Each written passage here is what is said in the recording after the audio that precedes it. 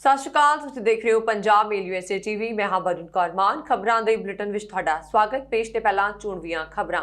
Canada America 'ਚ ਨਸ਼ਿਆਂ ਦਾ ਅੰਤਰਰਾਸ਼ਟਰੀ ਗਰੋਹ ਬੇਨਕਾਬ, ਪੰਜਾਬੀਆਂ ਪੰਜਾਬਣ ਸਮੇਤ 33 गिरफ्तार।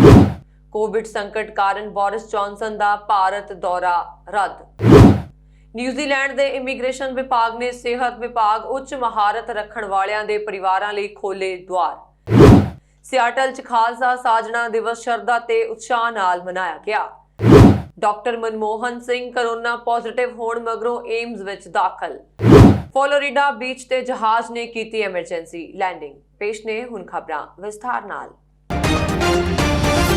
ਕੈਨੇਡਾ ਅਤੇ ਅਮਰੀਕਾ ਦੇ ਵੱਖ-ਵੱਖ ਪੁਲਿਸ ਵਿਭਾਗਾਂ ਦੇ ਸਹਿਯੋਗ ਨਾਲ ਟੋਰਾਂਟੋ ਇਲਾਕੇ ਵਿੱਚ ਯੂਰਕ ਖੇਤਰ ਦੀ ਪੁਲਿਸ ਨੇ ਨਸ਼ੀਲੇ ਪਦਾਰਥਾਂ ਦਾ ਧੰਦਾ ਕਰਨ ਵਾਲੇ ਇੱਕ ਅੰਤਰਰਾਸ਼ਟਰੀ ਗਰੋਹ ਦਾ ਭਾਂਡਾ ਭੰਨਣ ਦਾ ਦਾਅਵਾ ਕੀਤਾ ਹੈ, ਜਿਸ ਵਿੱਚ 33 ਸ਼ੱਕੀ ਗ੍ਰਿਫਤਾਰ ਕੀਤੇ ਗਏ। ਕਾਬੂ ਆਏ ਸ਼ੱਕੀਆਂ ਵਿੱਚ ਪ੍ਰਭਸਿਮਰਨ ਕੌਰ, ਰੁਪਿੰਦਰ ਸ਼ਰਮਾ, ਪੁਰਸ਼ੋਤਮ ਮੱਲੀ, ਰੁਪਿੰਦਰ ਢਿੱਲੋਂ, ਸਨਵੀਰ ਸਿੰਘ, ਹਰੀਪਾਲ ਨਾਗਰਾ, ਪ੍ਰਿਤਪਾਲ ਸਿੰਘ, ਹਰਕਿਰਨ ਸਿੰਘ, ਲਖਪ੍ਰੀਤ ਬਰਾੜ, ਸਰਬਜੀਤ ਸਿੰਘ, ਬਲਵਿੰਦਰ ਧਾਲੀਵਾਲ, ਰੁਪਿੰਦਰ ਧਾਲੀਵਾਲ, ਰਣਜੀਤ ਸਿੰਘ, ਸੁਖਮਨਪ੍ਰੀਤ ਸਿੰਘ, ਖੁਸ਼ਲ ਪਿੰਡਰ, ਪ੍ਰਭਜੀਤ ਮੁੰਡੀਆਂ, ਵੰਸ਼ ਅਰੋੜਾ, ਸਿਮਰਨਜੀਤ ਨਾਰੰਗ, ਗਗਨਜੀਤ ਗਿੱਲ, ਹਰਜਿੰਦਰ ਚੱਜ, ਸੁਖਜੀਤ ਧਾਲੀਵਾਲ, ਹਰਜੋਤ ਸਿੰਘ, ਸੁਖਜੀਤ ਧੁੱਗਾ, ਹਾਸ਼ਿਮ ਸਾਯਾਦ ਅਤੇ ਇਮਰਾਨ ਖਾਨ ਸ਼ਾਮਲ ਨੇ। ਇਸ ਤੋਂ ਇਲਾਵਾ ਪੁਲਿਸ ਦੇ ਪਕੌੜੇ ਗੁਰਵਿੰਦਰ ਸੂਚ ਦੀ ਗ੍ਰਿਫਤਾਰੀ ਦਾ ਵਾਰੰਟ ਜਾਰੀ ਕੀਤਾ ਗਿਆ ਹੈ। 2 ਦਰਜਨਾਂ ਤੋਂ ਵੱਧ ਦੋਸ਼ੀ ਟੋਰਾਂਟੋ, ਬਰੈਂਪਟਨ, ਵਾਇਨ, ਕੈਲੇਡਨ ਆਦਿ ਸ਼ਹਿਰਾਂ ਦੇ ਵਾਸੀ ਨੇ। ਪੁਲਿਸ ਅਨੁਸਾਰ ਇਹ ਗਰੋਹ ਕੈਨੇਡਾ ਤੋਂ ਇਲਾਵਾ ਅਮਰੀਕਾ ਤੇ ਭਾਰਤ ਵਿੱਚ ਵੀ ਸਰਗਰਮ ਰਿਹਾ। ਦੋਸ਼ੀਆਂ ਤੋਂ ਵੱਡੀ ਮਾਤਰਾ ਵਿੱਚ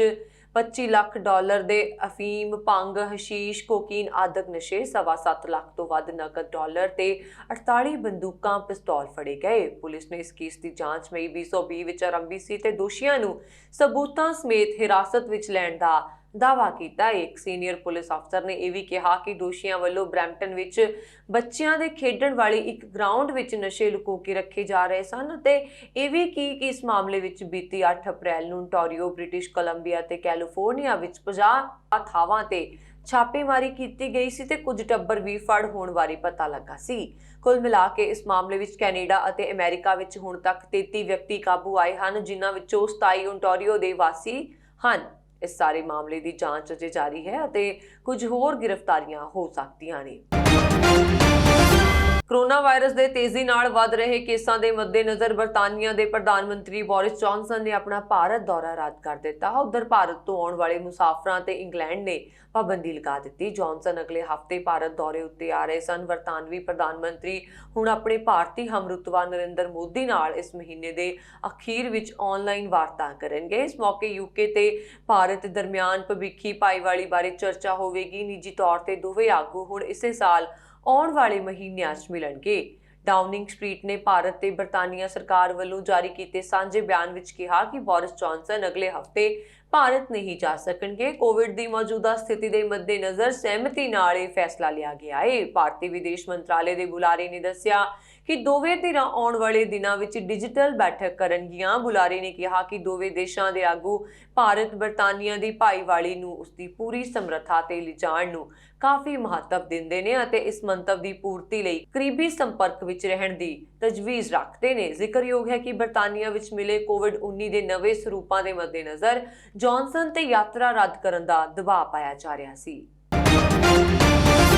ਅਮਰੀਕਾ ਦੇ ਫਲੋਰੀਡਾ ਵਿੱਚ ਇੱਕ ਬੀਚ ਤੇ ਵਿਸ਼ਵ ਯੁੱਧ 11 ਵੇਲੇ ਦੇ ਹਵਾਈ ਜਹਾਜ਼ ਵੱਲੋਂ ਕੋਈ ਤਕਨੀਕੀ ਨੁਕਸ ਪੈ ਜਾਣ ਦੇ ਬਾਅਦ ਸ਼ਨੀਵਾਰ ਨੂੰ ਐਮਰਜੈਂਸੀ ਲੈਂਡਿੰਗ ਕੀਤੀ ਗਈ ਹੈ, ਜੋ ਕਿ ਸਮੁੰਦਰੀ ਕੰਢੇ ਅਤੇ ਤੈਰਾਕਾਂ ਤੋਂ ਸਿਰਫ ਕੁਝ ਫੁੱਟ ਦੀ ਦੂਰੀ ਤੇ ਸੀ। ਜਹਾਜ਼, ਜੋ ਕਿ ਸਾਲਾਨਾ ਕੋਕੋਆ ਬੀਚ 에ਅਰ ਸ਼ੋਅ ਦਾ ਹਿੱਸਾ ਸੀ, ਉੱਚਾ ਉੱਡਣ ਦੀ ਇੱਕ ਛੋਟੀ ਜਿਹੀ ਕੋਸ਼ਿਸ਼ ਤੋਂ ਬਾਅਦ ਆਖਰਕਾਰ ਹੇਠਾਂ ਸਮੁੰਦਰੀ ਕੰਢੇ ਤੇ ਕ੍ਰੈਸ਼ ਹੋ ਗਿਆ ਅਤੇ ਸਮੁੰਦਰੀ ਕਿਨਾਰੇ ਤੇ ਮੌਜੂਦ ਲੋਕਾਂ ਨੇ ਇਸ ਸਿੰਗਲ ਇੰਜਨ TBM ਐਵੇਂਜਰ ਨੂੰ ਆਪਣੇ ਵੱਲ ਆਉਂਦੇ ਵੇਖਿਆ, ਜੋ ਉਹਨਾਂ ਤੋਂ ਤਕਰੀਬਨ 20 ਫੁੱਟ ਦੂਰ ਤੇ ਸੀ। 에ਅਰ ਸ਼ੋਅ ਦੇ ਅਧਿਕਾਰੀਆਂ ਅਤੇ ਸਥਾਨਕ ਫਾਇਰ ਵਿਭਾਗ ਅਨੁਸਾਰ ਇਸ ਹਾਦਸੇ ਵਿੱਚ ਕੋਈ ਵੀ ਜ਼ਖਮੀ ਨਹੀਂ ਹੋਇਆ ਅਤੇ ਪਾਇਲਟ ਨੇ ਵੀ ਡਾਕਟਰੀ ਇਲਾਜ ਤੋਂ ਇਨਕਾਰ ਕਰ ਦਿੱਤਾ। ਕੋਕੋਆ ਬੀਚ 에ਅਰ ਸ਼ੋਅ ਵਿੱਚ ਕਿਹਾ ਗਿਆ ਹੈ ਕਿ ਦੂਜੇ ਵਿਸ਼ਵ ਯੁੱਧ ਦੌਰਾਨ ਅਮਰੀਕਾ ਦੀ ਜਲ ਸੈਨਾ ਦੁਆਰਾ ਇਸ ਰਾਹੀਂ ਟੋਰਪੀਡੋ ਬੰਬ ਦਾ ਇਸਤੇਮਾਲ ਕੀਤਾ ਗਿਆ ਸੀ ਅਤੇ ਇੱਕ ਮਕੈਨੀਕਲ ਨੁਕਸ ਕਾਰਨ ਇਹ ਕ੍ਰੈਸ਼ ਹੋ ਗਿਆ।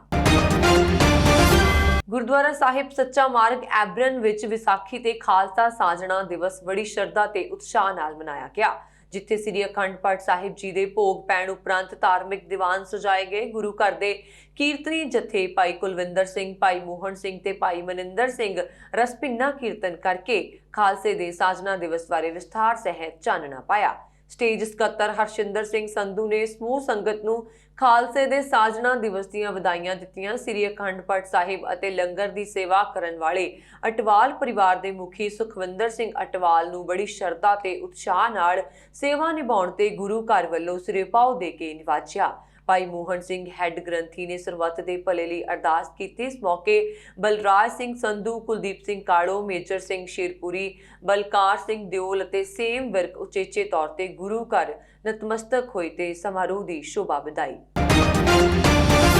ਸਾਬਕਾ ਪ੍ਰਧਾਨ ਮੰਤਰੀ ਡਾਕਟਰ ਮਨਮੋਹਨ ਸਿੰਘ ਨੂੰ ਕਰੋਨਾ ਹੋਣ ਮਗਰੋਂ ਉਹਨਾਂ ਨੂੰ ਏਮਜ਼ ਦਾਖਲ ਕਰਵਾਇਆ ਗਿਆ ਹੈ। ਸੂਤਰਾਂ ਨੇ ਦੱਸਿਆ ਹੈ ਕਿ 88 ਸਾਲਾ ਮਨਮੋਹਨ ਸਿੰਘ ਨੂੰ ਏਮਜ਼ ਦੇ ਟਰਾਮਾ ਸੈਂਟਰ 'ਚ ਭਰਤੀ ਕੀਤਾ ਗਿਆ ਹੈ। ਸੂਤਰਾਂ ਅਨੁਸਾਰ ਮਨਮੋਹਨ ਸਿੰਘ ਨੂੰ ਅੱਜ ਸਵੇਰੇ ਹਲਕਾ ਬੁਖਾਰ ਸੀ ਅਤੇ ਬਾਅਦ 'ਚ ਜਾਂਚ ਦੌਰਾਨ ਉਹਨਾਂ ਦੇ ਕਰੋਨਾ ਪੋਜ਼ਿਟਿਵ ਹੋਣ ਦੀ ਪੁਸ਼ਟੀ ਹੋਈ। ਮਨਮੋਹਨ ਸਿੰਘ ਦੀ ਹਾਲਤ ਸਥਿਰ ਦੱਸੀ ਜਾ ਰਹੀ ਹੈ। ਜ਼ਿਕਰਯੋਗ ਹੈ ਕਿ ਪ੍ਰਧਾਨ ਮੰਤਰੀ ਨੇ ਕਰੋਨਾ ਦੇ ਟੀਕੇ ਦੀਆਂ ਦੋਵੇਂ ਖੁਰਾਕਾਂ ਲਈਆਂ ਨੇ। ਪ੍ਰਧਾਨ ਮੰਤਰੀ ਨਰਿੰਦਰ ਮੋਦੀ, ਕਾਂਗਰਸ ਦੇ ਸਾਬਕਾ ਪ੍ਰਧਾਨ ਰਾਹੁਲ ਗਾਂਧੀ, ਪਾਰਟੀ ਦੀ ਜਨਰਲ ਸਕੱਤਰ ਪ੍ਰਿਯੰਕਾ ਗਾਂਧੀ ਵਾਡਰਾ ਅਤੇ ਪਾਰਟੀ ਦੇ ਕਈ ਹੋਰ ਆਗੂਆਂ ਨੇ ਮਨਮੋਹਨ ਸਿੰਘ ਦੇ ਜਲਦੀ ਸਿਹਤਯਾਬ ਹੋਣ ਦੀ ਪ੍ਰਾਰਥਨਾ ਕੀਤੀ। ਰਾਹੁਲ ਗਾਂਧੀ ਨੇ ਟਵੀਟ ਕੀਤਾ, ਪਿਆਰੇ ਮਨਮੋਹਨ ਸਿੰਘ ਜੀ, ਤੁਹਾਡੀ ਜਲਦੀ ਸਿਹਤਯਾਬੀ ਦੀ ਕਾਮਨਾ ਕਰਦਾ ਹਾਂ। ਭਾਰਤ ਨੂੰ ਇਸ ਮੁਸ਼ਕਿਲ ਸਮੇਂ 'ਚ ਤੁਹਾਡੀ ਅਗਵਾਈ ਤੇ ਸਲਾਹ ਦੀ ਜ਼ਰੂਰਤ ਹੈ। ਪੰਜਾਬ ਦੇ ਮੁੱਖ ਮੰਤਰੀ ਕੈਪਟਨ ਅਮਰਿੰਦਰ ਸਿੰਘ, ਕਾਂਗਰਸ ਦੇ ਸੀਨੀਅਰ ਆਗੂ ਪੀ ਚਿਦੰਬਰਮ, ਕੇਂਦਰੀ ਮੰਤਰੀ ਨਿਤਿਨ ਗਡਕਰੀ, ਨੈਸ਼ਨਲ ਕਾਨਫਰੰਸ ਦੇ ਆਗੂ ਫਾਰੂਕ ਅਬਦੁੱਲਾ ਤੇ ਉਮਰ ਅਬਦੁੱਲਾ ਅਤੇ ਹੋਰ ਕਈ ਨੇਤਾਵਾਂ ਨੇ ਵੀ ਮਨਮੋਹਨ ਸਿੰਘ ਦੇ ਜਲਦੀ ਸਿਹਤਯਾਬ ਹੋਣ ਦੀ ਪ੍ਰਾਰਥਨਾ ਕੀਤੀ ਹੈ। ਨਿਊਜ਼ੀਲੈਂਡ ਦੇ ਇਮੀਗ੍ਰੇਸ਼ਨ ਮੰਤਰੀ ਨੇ ਬੰਦ ਪਏ ਬਾਰਡਰਾਂ ਨੂੰ ਖੋਲ੍ਹਦੇ ਨਿਯਮਾਂ ਦੇ ਕੁਝ ਨਵੇਂ ਲੋਕਾਂ ਦੀ ਆਮਦ ਨੂੰ ਆਗਿਆ ਦਿੱਤੀ ਹੈ। ਹੁਣ ਸਰਕਾਰ ਨੇ ਕਿਹਾ ਹੈ ਕਿ ਨਿਊਜ਼ੀਲੈਂਡ ਦੇ ਵਿੱਚ ਜਿਹੜੇ ਲੋਕ ਸਿਹਤ ਵਿਭਾਗ ਦੇ ਵਿੱਚ ਕੰਮ ਕਰਦੇ ਹਨ ਜਾਂ ਫਿਰ ਬਹੁਤ ਹੀ ਉੱਚ ਮਹਾਰਤ ਕਿੱਤਿਆਂ ਦੇ ਵਿੱਚ ਕੰਮ ਕਰਦੇ ਹਨ, ਉਹਨਾਂ ਦੇ ਪਰਿਵਾਰਕ ਮੈਂਬਰ ਇੱਥੇ ਆ ਸਕਣਗੇ। ਇਸ ਤੋਂ ਇਲਾਵਾ ਨਿਊਜ਼ੀਲੈਂਡ ਰਹਿ ਰਹੇ ਉਹ ਲੋਕ ਜਿਨ੍ਹਾਂ ਦੇ ਵਿਦੇਸ਼ ਰਹਿੰਦੇ ਪਾਰਟਨਰਸ ਅਤੇ ਛੋਟੇ ਬੱਚਿਆਂ ਦੇ ਵੀਜ਼ੇ ਲੱਗੇ ਸਨ, ਉਹ ਵੀ ਹੁਣ ਇੱਥੇ ਆ ਸਕਣਗੇ। ਪਰ ਸ਼ਰਤ ਇਹ ਹੈ ਕਿ ਇੱਥੇ ਰਹਿ ਰਿਹਾ ਮੈਂਬਰ ਪਿਛਲੇ 12 ਮਹੀਨਿਆਂ ਤੋਂ ਇੱਥੇ ਰਹਿੰਦਾ ਹੋਣਾ ਚਾਹੀਦਾ ਹੈ। ਇਮੀਗ੍ਰੇਸ਼ਨ ਮੰਤਰੀ ਕ੍ਰਿਸ ਫਫੂਈ ਨੇ ਕਿਹਾ, ਇਸ ਛੋਟ ਦੇ ਨਾਲ ਸੈਂਕੜੇ ਪਰਿਵਾਰ ਇੱਥੇ ਆ ਕੇ ਆਪਣੇ ਪਰਿਵਾਰਾਂ ਦੇ ਨਾਲ ਮਿਲ ਸਕਣਗੇ। ਸਰਕਾਰ ਨੇ ਕੋਵਿਡ-19 ਦੇ ਚਲਦਿਆਂ ਵੱਖ-ਵੱਖ ਸ਼ਰਤਾਂ ਅਧੀਨ ਇੱਥੇ ਲੋਕਾਂ ਨੂੰ ਆਉਣ ਵਾਸਤੇ ਦਿਸ਼ਾ ਨਿਰਦੇਸ਼ ਲਾਗੂ ਕਰ ਦਿੱਤੇ, ਜਿਨ੍ਹਾਂ ਦੇ ਵਿੱਚ ਹੁਣ ਹਲਕੀ ਢਿੱਲ ਦਿੱਤੀ ਜਾ ਰਹੀ ਹੈ। ਨਵੇਂ ਦਿਸ਼ਾ ਨਿਰਦੇਸ਼ ਹੇਠ ਹੁਣ ਵੀਜ਼ਾ ਅਰਜ਼ੀਆਂ ਦੀ ਮੰਗ ਕੀਤੀ ਗਈ ਹੈ। ਮੰਤਰੀ ਸਾਹਿਬ ਨੇ ਕਿਹਾ ਕਿ ਨਿਊਜ਼ੀਲੈਂਡ ਪੂਰੀ ਦੁਨੀਆ ਦਾ ਧਿਆਨ ਖਿੱਚ ਰਿਹਾ ਹੈ ਕਿ ਅਸੀਂ ਕੋਵਿਡ ਤੋਂ ਕਿਵੇਂ ਬਚ ਰਹੇ ਹਾਂ ਅਤੇ ਦੇਸ਼ ਦੀ ਆਰਥਿਕਤਾ ਕਿਵੇਂ ਬਚਾ ਰਹੇ ਹਾਂ। ਇਸ ਦਰਮਿਆਨ ਅਸੀਂ ਇਹ ਵੀ ਪੂਰੀ ਤਰ੍ਹਾਂ ਸਮਝਦੇ ਹਾਂ ਕਿ ਪ੍ਰਵਾਸੀ ਕਾਮਿਆਂ ਦੀਆਂ ਪਰਿਵਾਰਕ ਮੁਸ਼ਕਲਾਂ ਕਿਵੇਂ ਵਧੀਆਂ ਨੇ। ਪਿਛਲੀਆਂ ਦਿੱਤੀਆਂ ਛੋਟਾਂ ਨਾਲ 13,000 ਲੋਕ ਇੱਥੇ ਆਪਣੇ ਵਿਛੜੇ ਪੱਕੇ ਅਤੇ ਨਾਗਰਿਕਤਾ ਵਾਲੇ ਪਰਿਵਾਰਾਂ ਦੇ ਨਾਲ ਆ ਕੇ ਮਿਲੇ ਸਨ ਅਤੇ 13,000 ਹੋਰ ਲੋਕ ਜੋ ਕਿ ਅਸਥਾਈ ਕੰਮ ਵਿਜੇ ਉੱਤੇ ਹਨ ਉਹ ਵੀ ਆ ਕੇ ਮਿਲੇ ਸਨ। ਇਸ ਤੋਂ ਇਲਾਵਾ 2500 ਉਹ ਪਰਿਵਾਰਕ ਮੈਂਬਰ ਵੀ ਆਏ ਜਿਨ੍ਹਾਂ ਦੇ ਪਰਿਵਾਰਕ ਮੈਂਬਰ ਇੱਥੇ ਬਹੁਤ ਹੀ ਮਹੱਤਵਪੂਰਨ ਸੰਕਟਮਈ ਕੰਮਾਂ ਵਿੱਚ ਲੱਗੇ ਸਨ। ਆਸਟ੍ਰੇਲੀਆ ਵਾਲਿਆਂ ਨੂੰ ਇਸ ਦੇ ਚਲਦਿਆਂ ਕੁਆਰੰਟਾਈਨ ਫ੍ਰੀ ਵਾਲੀ ਸਹੂਲਤ ਦਾ ਫਾਇਦਾ ਹੋਵੇਗਾ। ਨਵੀਆਂ ਛੋਟਾਂ ਵਾਲਿਆਂ ਲਈ ਅਰਜ਼ੀਆਂ 30 ਅਪ੍ਰੈਲ ਨੂੰ ਖੋਲੀਆਂ ਜਾਣਗੀਆਂ। ਅਮਰੀਕੀ ਸੰਸਥਾ ਰੋਗ ਨਿਯੰਤਰਣ ਅਤੇ ਰੋਕਥਾਮ ਕੇਂਦਰ ਦੇ ਅਨੁਸਾਰ ਦੇਸ਼ ਵਿੱਚ ਲਗਭਗ 130 ਮਿਲੀਅਨ ਲੋਕਾਂ ਨੂੰ ਜੋ 18 ਸਾਲ ਜਾਂ ਇਸ ਤੋਂ ਵੱਧ ਉਮਰ ਦੇ ਹਨ ਜਾਂ ਅਮਰੀਕਾ ਦੀ ਕੁੱਲ ਬਾਲਗ ਆਬਾਦੀ ਦੇ ਲਗਭਗ 50.4% ਲੋਕਾਂ ਨੂੰ ਕੋਰੋਨਾ ਵਾਇਰਸ ਟੀਕੇ ਦੀ ਘੱਟੋ-ਘੱਟ ਇੱਕ ਖੁਰਾਕ ਮਿਲ ਚੁੱਕੀ ਹੈ। CDC ਅਨੁਸਾਰ ਐਤਵਾਰ ਰਾਤ ਤੱਕ ਅਮਰੀਕਾ ਵਿੱਚ ਕੁੱਲ 84 ਮਿਲੀਅਨ ਲੋਕ ਪੂਰੀ ਤਰ੍ਹਾਂ ਟੀਕੇ ਲਗਵਾ ਚੁੱਕੇ ਹਨ, ਜਦਕਿ ਜੌਨਸ ਹੌਪਕਿੰਸ ਯੂਨੀਵਰਸਿਟੀ ਦੁਆਰਾ ਜਾਰੀ ਕੀਤੇ ਅੰਕੜਿਆਂ ਅਨੁਸਾਰ ਹੁਣ ਤੱਕ ਵਿਸ਼ਵ ਭਰ ਵਿੱਚ 3 ਮਿਲੀਅਨ ਤੋਂ ਵੱਧ ਮੌਤਾਂ ਕੋਰੋਨਾ ਕਾਰਨ ਹੋਈਆਂ। ਸਿਹਤ ਮਾਹਿਰਾਂ ਅਨੁਸਾਰ ਦੇਸ਼ ਵਿੱਚ ਕੇਸਾਂ ਅਤੇ ਹਸਪਤਾਲਾਂ ਵਿੱਚ ਦਾਖਲ ਇੱਕ ਵਾਰ ਫਿਰ ਵੱਧ ਰਿਹਾ ਹੈ। ਕੋਰੋਨਾ ਵਾਇਰਸ ਦੇ ਰੂਪਾਂ ਦੇ ਫੈਲਣ ਨਾਲ ਇੱਕ ਦਿਨ ਵਿੱਚ ਔਸਤਨ 70,000 ਦੇ ਕਰੀਬ ਮਾਮਲੇ ਸਾਹਮਣੇ ਆ ਰਹੇ ਨੇ, ਜੋ ਕਿ ਵਾਇਰਸ ਦੀ ਪਹਿਲੀ ਲਹਿਰ ਦੇ ਬਰਾਬਰ ਨੇ। ਪਿਛਲੇ ਹਫ਼ਤੇ ਦੌਰਾਨ 34 ਰਾਜਾਂ ਨੇ ਕੋਵਿਡ ਕਾਰਨ ਹਸਪਤਾਲਾਂ ਵਿੱਚ ਵਾਧੇ ਦੀ ਰਿਪੋਰਟ ਕੀਤੀ, ਜਿਨ੍ਹਾਂ ਵਿੱਚ ਮਿਸ਼ੀਗਨ, ਪੈਨਸਿਲਵੇਨੀਆ, ਰੋਡ ਆਈਲੈਂਡ ਅਤੇ ਨਿਊ ਜਰਸੀ ਜ਼ਿਆਦਾ ਪ੍ਰਭਾਵਿਤ ਹਨ। ਅਮਰੀਕਾ ਵਿੱਚ ਕੋਰੋਨਾ ਵਾਇਰਸ ਕਾਰਨ ਕਿਸੇ ਵੀ ਹੋਰ ਦੇਸ਼ ਨਾਲੋਂ ਜ਼ਿਆਦਾ ਮੌਤਾਂ ਹੋਈਆਂ ਹਨ ਅਤੇ ਮਾਹਿਰਾਂ ਅਨੁਸਾਰ ਵਧੇਰੇ ਯਾਤਰਾ ਕਰਨ ਅਤੇ ਰਾਜਾਂ ਦੁਆਰਾ ਪਾਬੰਦੀਆਂ ਵਿੱਚ ਢਿੱਲ ਦੇਣ ਦੇ ਨਾਲ ਅਮਰੀਕਾ ਵਿੱਚ ਵੱਧ ਰਹੇ ਵਾਇਰਸ ਨਾਲ ਲੜ ਰਿਹਾ ਹੈ। ਬ੍ਰਿਟੇਨ ਨੇ ਭਾਰਤ ਤੋਂ ਆਉਣ ਵਾਲੇ ਲੋਕਾਂ ਤੇ ਮੁਲਕ ਵਿੱਚ ਦਾਖਲ ਹੋਣ ਤੇ ਪਾਬੰਦੀ ਲਾ ਦਿੱਤੀ ਹੈ। ਜਿਨ੍ਹਾਂ ਮੁਲਕਾਂ ਵਿੱਚ ਕੋਰੋਨਾ ਦੀ ਮਹਾਮਾਰੀ ਵੱਧ ਫੈਲੀ ਹੋਈ ਹੈ, ਉਹਨਾਂ ਲਈ ਬ੍ਰਿਟੇਨ ਦੀ ਸਰਕਾਰ ਨੇ ਲਾਲ ਸੂਚੀ ਬਣਾਈ ਹੈ ਅਤੇ ਇਸ ਮੁਤਾਬਕ ਉੱਥੋਂ ਆਉਣ ਵਾਲੇ ਲੋਕਾਂ ਨੂੰ ਬ੍ਰਿਟੇਨ ਵਿੱਚ ਦਾਖਲ ਹੋਣ ਦੀ ਆਗਿਆ ਨਹੀਂ ਦਿੱਤੀ ਗਈ। ਸੋਮਵਾਰ ਬ੍ਰਿਟੇਨ ਦੇ ਸਿਹਤ ਮੰਤਰੀ ਮੈਟ ਹੈਨਕੌਕ ਨੇ ਇਸ ਰੈੱਡ ਲਿਸਟ ਵਿੱਚ ਭਾਰਤ ਨੂੰ ਵੀ ਸ਼ਾਮਲ ਕਰਨ ਦਾ ਐਲਾਨ ਕੀਤਾ। ਉਹਨਾਂ ਨੇ ਆਖਿਆ ਕਿ ਭਾਰਤ ਤੋਂ ਆਉਣ ਵਾਲੇ ਲੋਕਾਂ ਤੇ ਪਾਬੰਦੀ शुक्रवार तो लागू होगी। सेहत मंत्री ने कहा कि इस मामले में जिहड़ी भी तरक्की की है उन्होंने सब नूं सानूं जरूर बचाई रखना चाहिए है। हालांकि उन्होंने इस बारे कुछ नहीं दस्सिया कि पाबंदी कदों तक लागू रहेगी। पाकिस्तान ने कोरोना के मामलों में रिकॉर्ड वाधा नूं देखते हुए भारत तो यात्रियों के आउण ते 2 हफ्ते लिए रोक लाउण दा सोमवार फैसला किया। पाकिस्तान के national command and operation centre के मुखी अस्त उमर की अगवाई विच आयोजित एक बैठक विच भारत तो यात्रियों के आउण ते 2 हफ्तियां तक रोक लाउण दा फैसला किया गया। इस संबंध में एक बयान विच कहा गया कि NCOC ने भारत नूं 2 हफ्ते लिए क्लास C मुल्कां दी लिस्ट विच रखण दा फैसला किया। हवाई अते जमीनी मार्ग राही भारत तो आउण वाले यात्रियों ते इह रोक रहेगी। पहलां तो ही क्लास C विच सूचीबद्ध होरनां मुल्कां विच दक्षिणी अफ्रीका, बोत्सवाना, घाना, Kenya, Comoros, Zambia, Lesotho, Malawi अते वेनेजुएला शामिल हैं। पिछले हफ्ते करीब 815 सिख तीर्थ यात्री विसाखी मौके भारत तो लाहौर पहुंचे हैं। उन्होंने इत्थे 10 दिन रहने की आग्या दी गई है। दस दईए कि सोमवार तो पहला ब्रिटेन के सेहत मंत्री मैट हैनकॉक ने इस रैड लिस्ट में भारत को भी शामिल करने का ऐलान किया है। भारत विच कोरोना के वध रहे मामलों को देखते हुए हुण अमेरिका ने भी अपने नागरिकों भारत यात्रा तो बचने की सलाह दी है। अमेरिका के रोग नियंत्रण ते रोकथाम केंद्र ने कहा कि कोविड-19 मामलों विच वाधे विचकार यात्रियों को भारत विच किसी भी तरह की यात्रा तो बचना चाहिए है। CDC ने निर्देशों के नाल कहा कि पूरी तरह नाल टीका लगाए गए यात्रियों को भी कोरोना के नवे वेरिएंट ते लाग दे प्रसार का जोखम हो सकता है। इसलिए उन्होंने भारत विच किसी भी तरह की यात्रा तो बचना चाहिए है अते फिर भी जरूरी तौर ते भारत जाना पए तां पहलां पूरी तरह नाल टीका लगवाया जावे।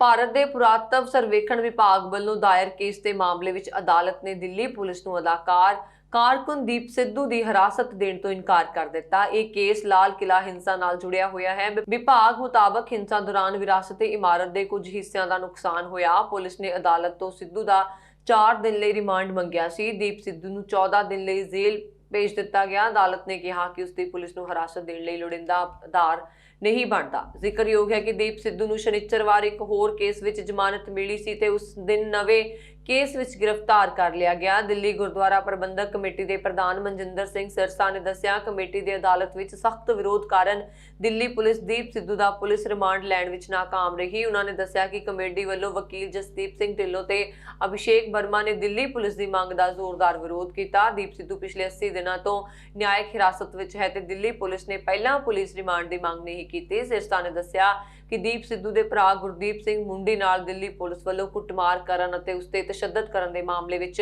दिल्ली गुरुद्वारा कमेटी ने अज पंजाब ते हरियाणा हाई कोर्ट विच पटीशन दायर की। इस विच मांग की गई है कि जिस टीम ने गुरदीप सिंह मुंडी ते तशद्दद ढाया उन्हां खिलाफ केस दर्ज करके उन्हां नूं हिरासत विच लैण दे हुक्म दिते जाण।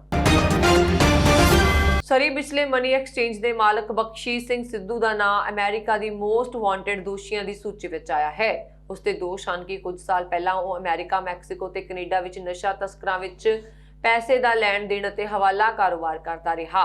उसकी कनेडा के प्रधानमंत्री जस्टिन ट्रूडो नाल वायरल हुई फोटो चर्चा का विषय बनी हुई है। जिक्रयोग है कि सरी विच बसंत फॉरेक्स के नाम हेठ लोकां दीयां रकमां भारत भेजण जां मंगवाउण दा धंधा करदे बख्शीश सिंह सिद्धू विरुद्ध दोष हैं कि कुछ साल पहला उसने उत्तरी अमेरिका विचले नशा तस्करां विच पैसे दे लैण देण विच अहम भूमिका निभाई ते 2 चक्करां विच 11 लाख डॉलर लास वेगास पहुंचाए। देश पत्र विच दस्सिया गया है कि अमेरिकन भाईवाल नाल उसकी गल कोड भाषा विच हुंदी सी तां कि किसी होर नूं ना समझ लग सके। संपर्क करन ते श्री सिद्धू का कहना है कि उसनूं अपने ते लगे दोषां बारे मीडिया राहीं पता लग्या। उसने इस ते होर टिप्पणी करन तो ना कीती। कैनेडा के शहर वैनकूवर विखे बीती रात अणपछाते हमलावारां ने पंजाबी नौजवान हरब धालीवाल की गोलियां मार के हत्या कर दी। वैनकूवर पुलिस की बुलारन तानिया विस्नटन ने दस्सिया कि बीती रात 8:30 बजे पुलिस नूं सूचना मिली सी कि कोल हार्बर स्ट्रीट ते 1500 ब्लॉक नेड़े स्थित वाहन पार्किंग कोल गोली चलन की घटना वापरी है। जदों पुलिस घटना स्थान ते पहुंची तां हरब धालीवाल सड़क ते पिया सी ते गोलियां लगन कारण उसकी मौके ते मौत हो गई। ਤਾਨੀਆ ਨੇ ਦੱਸਿਆ ਕਿ ਇਹ ਮਿਥ ਹੈ ਕਿ ਕੀਤਾ ਗਿਆ ਕਤਲ ਹੈ ਅਤੇ ਲੋਅਰ ਮੈਨਲੈਂਡ ਇਲਾਕੇ 'ਚ ਗਰੋਹਾਂ ਦੀ ਆਪਸੀ ਲੜਾਈ ਦਾ ਸਿੱਟਾ ਹੈ। ਵੈਨਕੂਵਰ 'ਚ ਇਸ ਸਾਲ ਦਾ ਇਹ 5ਵਾਂ ਕਤਲ ਹੈ। रूस के राष्ट्रपति व्लादिमीर पुतिन ने आलोचक अलेक्सी नावाल्नी ਨੂੰ बिगड़ती सेहत के मद्देनजर हस्पताल दाखिल करवाया। नावाल्नी 3 हफ्तिਆਂ ਤੋਂ ਭੁੱਖ ਹੜਤਾਲ ਤੇ ਸਨ ਤੇ ਐਤਵਾਰ ਉਹਨਾਂ ਦੇ ਡਾਕਟਰ ਨੇ ਕਿਹਾ ਸੀ ਕਿ ਉਹ ਕਦੇ ਵੀ ਮਰ ਸਕਦੇ ਨੇ। ਨਾਵਾਲਨੀ ਨੂੰ ਕੈਦੀਆਂ ਲਈ ਬਣੇ ਹਸਪਤਾਲ ਵਿੱਚ ਭੇਜਿਆ ਗਿਆ ਹੈ। ਹਸਪਤਾਲ ਮਾਸਕੋ ਤੋਂ 180 ਕਿਲੋਮੀਟਰ दूर स्थित है। नावाल्नी की हालत स्थिर है। वो विटामिन लैण लई सेहतयाब हो गया है। नावाल्नी पिठ विच दर्द ते होर बीमारियां कारण अपने डॉक्टरां नूं मिलना चाहुंदा सी, पर आग्या ना मिलण दे रोस वजों ਉਹ ਭੁੱਖ ਹੜਤਾਲ ਤੇ ਚਲਾ ਗਿਆ ਸੀ। ਪੰਜਾਬ ਦੀ ਪੰਥਕ ਸਿਆਸਤ ਵਿੱਚ ਸਰਗਰਮ ਅਕਾਲੀ ਆਗੂ ਸੁਖਦੇਵ ਸਿੰਘ ਢੀਂਡਸਾ ਤੇ ਜਥੇਦਾਰ ਰਣਜੀਤ ਸਿੰਘ ਬ੍ਰਹਮਪੁਰਾ ਦੀ ਅਗਵਾਈ ਹੇਠਲੇ ਅਕਾਲੀ ਦਲ ਨੂੰ ਭੰਗ ਕਰਨ ਦਾ ਫੈਸਲਾ ਕੀਤਾ ਗਿਆ। ਦੋਵੇਂ ਦਲਾਂ ਦੇ ਰਲੇਵੇਂ ਲਈ ਕਾਇਮ ਕੀਤੀ ਸਾਂਝੀ ਏਕਤਾ ਕਮੇਟੀ ਦੇ ਬੁਲਾਰੇ ਕਰਨੈਲ ਸਿੰਘ ਪੀਰ ਮੁਹੰਮਦ ਨੇ ਅੱਜ ਇੱਥੇ ਦੱਸਿਆ ਕਿ ਦੋਵੇਂ ਸੀਨੀਅਰ ਅਕਾਲੀ ਆਗੂਆਂ ਦੀ ਅਗਵਾਈ ਹੇਠ ਅੱਜ ਚੰਡੀਗੜ੍ਹ 'ਚ ਮੀਟਿੰਗ ਕੀਤੀ ਗਈ। ਇਸ ਮੀਟਿੰਗ ਦੌਰਾਨ ਪੰਜਾਬ ਅਤੇ ਪੰਥ ਦੇ ਹਿੱਤਾਂ ਦੇ ਮੱਦੇਨਜ਼ਰ ਦੋਵੇਂ ਦਲਾਂ ਨੂੰ ਭੰਗ ਕਰਕੇ ਇੱਕ ਪਾਰਟੀ ਬਣਾਉਣ ਦਾ ਫੈਸਲਾ ਕੀਤਾ ਗਿਆ ਹੈ। ਸੁਖਦੇਵ ਸਿੰਘ ਢੀਂਡਸਾ ਤੇ ਜਥੇਦਾਰ ਬ੍ਰਹਮਪੁਰਾ ਨੇ ਕਿਹਾ ਕਿ ਮਈ ਦੇ ਪਹਿਲੇ ਹਫ਼ਤੇ ਨਵੀਂ ਪਾਰਟੀ ਦਾ ਗਠਨ ਕਰਕੇ ਮਜ਼ਬੂਤ ਜਥੇਬੰਦਕ ਢਾਂਚਾ ਬਣਾਇਆ ਜਾਵੇਗਾ ਤੇ ਹਮਖਿਆਲ ਪਾਰਟੀਆਂ ਨਾਲ ਤਾਲਮੇਲ ਕਰਕੇ ਚੌਥੇ ਫਰੰਟ ਦਾ ਗਠਨ ਹੋਵੇਗਾ ਤਾਂ ਜੋ ਪ੍ਰਮੁੱਖ ਸਿਆਸੀ ਪਾਰਟੀਆਂ ਨੂੰ ਕਰਾਰੀ ਹਾਰ ਦਿੱਤੀ ਜਾ ਸਕੇ। ਅਕਾਲੀ ਆਗੂਆਂ ਨੇ ਕਿਹਾ ਕਿ ਇਸ ਸਮੇਂ ਪੰਜਾਬ ਗੰਭੀਰ ਸਿਆਸੀ, ਆਰਥਿਕ, ਸਮਾਜਿਕ ਸੰਕਟ ਵਿੱਚੋਂ ਲੰਘ ਰਿਹਾ ਹੈ। ਪੰਜਾਬ ਦੀ ਬਰਬਾਦੀ ਲਈ ਬਾਦਲ ਪਰਿਵਾਰ ਤੇ ਕੈਪਟਨ ਦੋਵੇਂ ਦੋਸ਼ੀ ਨੇ। ਉਹਨਾਂ ਨੇ ਕਿਹਾ ਕਿ ਪੰਜਾਬ ਦੀ ਕਿਸਾਨੀ ਦਾ ਸੰਕਟ ਵੀ ਮੂੰਹ ਅੱਡੀ ਖੜਾ ਹੈ। ਇਸ ਲਈ ਸੂਬੇ ਨੂੰ ਬਾਦਲਾਂ, ਕਾਂਗਰਸ ਤੇ ਭਾਰਤੀ ਜਨਤਾ ਪਾਰਟੀ ਤੋਂ ਬਚਾਉਣ ਦੀ ਜ਼ਰੂਰਤ ਹੈ।